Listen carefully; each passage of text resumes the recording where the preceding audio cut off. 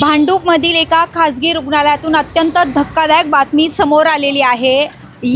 भांडूपमधील हे Minaj multispeciality hospital आहे आणि या हॉस्पिटलमधील मेडिक्लेम करणारा एक कर्मचारी आहे। त्याने एका 19 वर्ष तरुणीवर जबरदस्ती करण्याचा प्रकार केलेला आहे।